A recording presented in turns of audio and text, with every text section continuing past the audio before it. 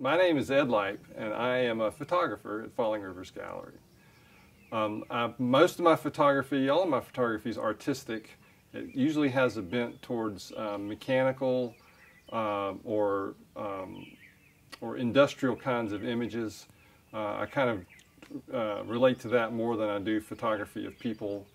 Don't have a lot of pictures of flowers or bees or birds.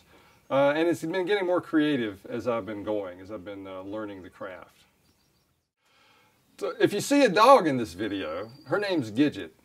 The story behind the name of Gidget is my son wanted to call her Idget, but we decided that was just not quite right. So Gidget was pretty close.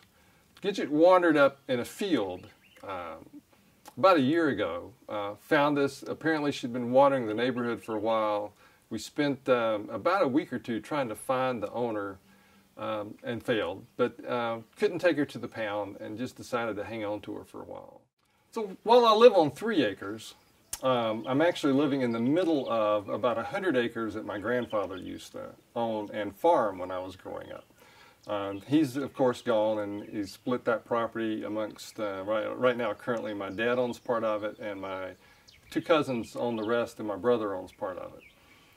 And it's one of my favorite places to take photos, simply because it's handy and because it's very scenic. There's buildings that have been around for hundreds of years, or 100 years.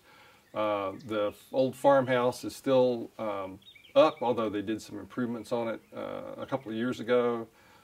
Old cellars, old granaries, old egg houses, and a lot of my subjects are centered on those features of the farm. So my everyday life, I am retired, and like most people who are retired will tell you, you're always busy.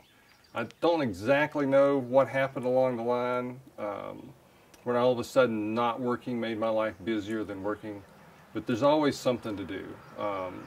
We live on about 3 acres, which we maintain, mowing the grass, trimming the trees, killing the weeds, all the usual stuff that goes with that.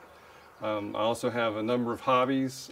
Do some winemaking, and that takes a lot of time, a couple of months out of the year, getting the grapes up and growing and sprayed. So it varies depending on what I do when I get up in the morning, depends on what needs to be done.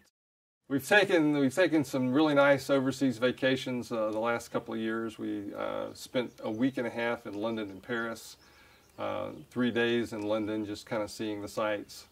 Never been there before. That was really nice. And then we did a week-long river cruise in Paris, up the Seine River to Normandy, and got to see the beaches of Normandy. And then came back and spent a couple of nights in Paris. Fantastic trip. That was last year. Also last year we got on a cruise ship and went up the New England coast. Got to see Boston and Bar Harbor and Newfoundland and some of those areas up there. It was one of the things on our bucket list that was really nice to do.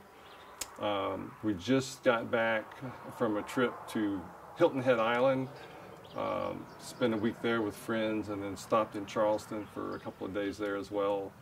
We're planning to get to Italy this year, so that'll be another interesting trip that's coming up in the fall. Without the gallery, without the place to sell, without the artists around me, both the ones in the gallery and the ones that come to our shows and enter the shows, I wouldn't have an environment that drives me to be better. I wouldn't be doing anything like what I do. I would just be out with my camera taking pictures whenever I felt like it.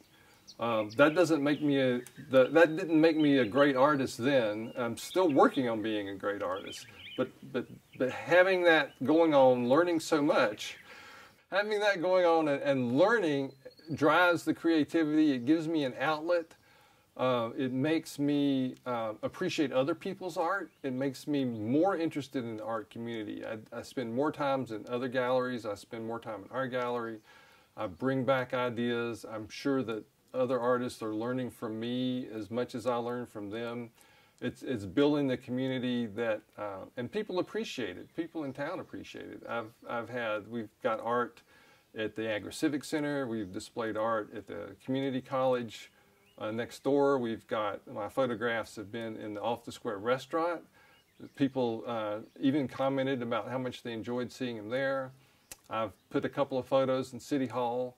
All of these, local-based photos. So we're contributing to downtown. We're adding art to downtown, art that never would have been created had we not had a gallery there that inspired folks like me to get that stuff on a piece of paper, on a slide, on a negative, on a palette, on whatever the medium is, and get it out in the community.